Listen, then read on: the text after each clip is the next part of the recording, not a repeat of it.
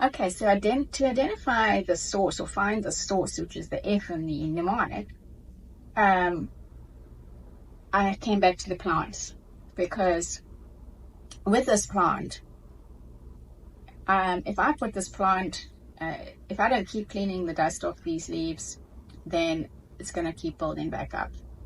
And if I put this plant near my back door, where I have a very dusty back garden, this dust is going to build up even faster. So I need to find where there's less dust, and I need to find the source of the dust and try and remove it, which I'm doing. My son's actually going to help me put some gravel down instead of dust, so it should be better. But going back to the sin analogy, is that we can really battle with, like I call them recurrent sins, or habitual sins.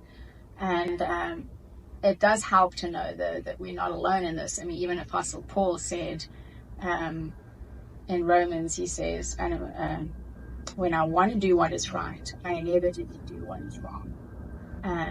And so he was a man that walked very closely and had a very deep relationship with God.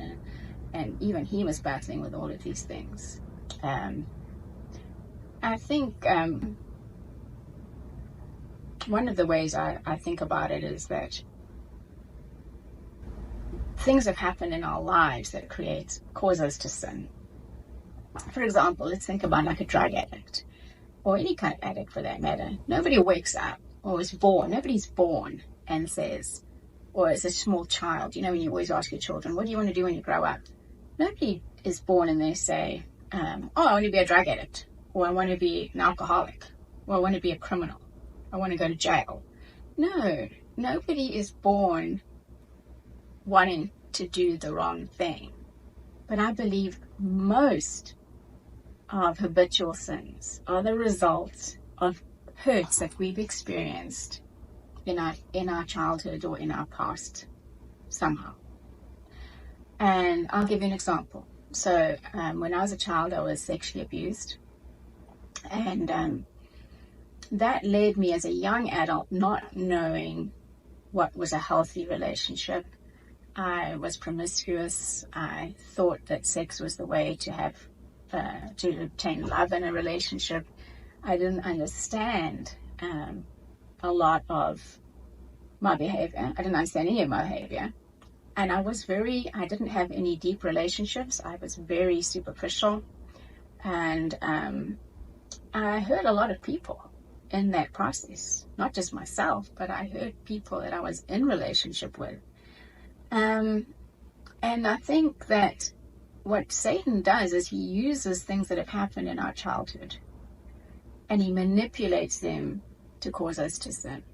He manipulates the shame and the guilt, or whatever it is. There's just so many variety of aspects that he uses to cause us to go into patterns of sin that are really hard to break.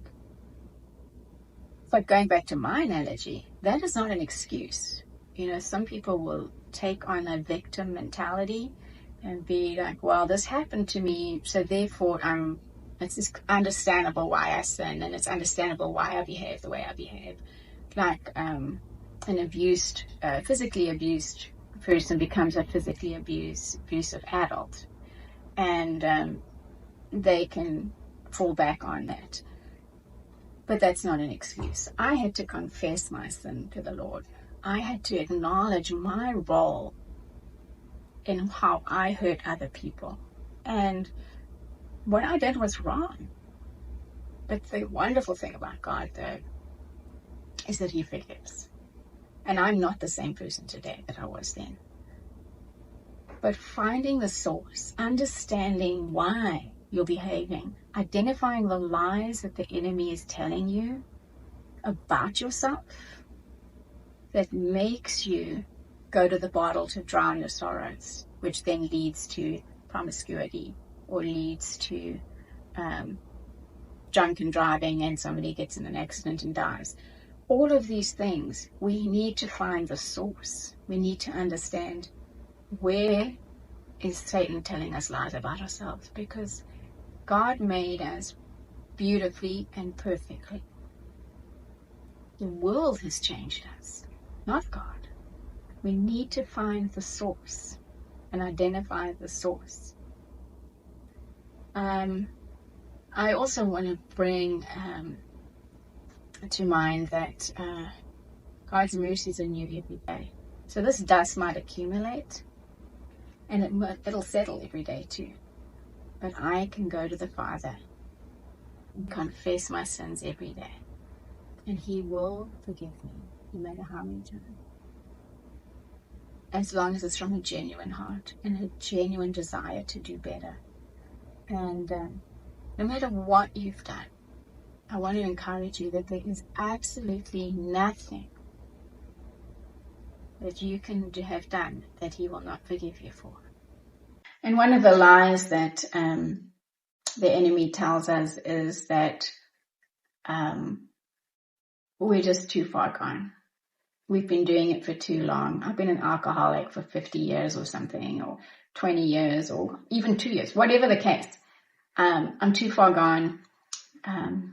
God's never going to forgive me now. Or I've brought this to the Lord 100 times and I keep falling back into this pattern. He's not going to forgive me now. I might as well just give up.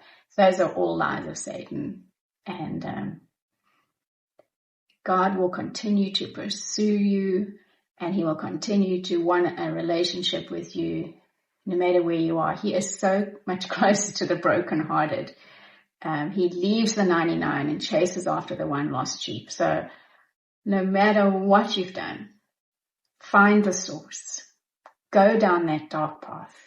Shine the light of Christ into the darkness so that He can bring you the life that He wants you to have, which is a life of joy and peace. And don't let Satan, who is the liar and the thief in the situation, don't let him rob you of the treasure of that life that Christ has for you.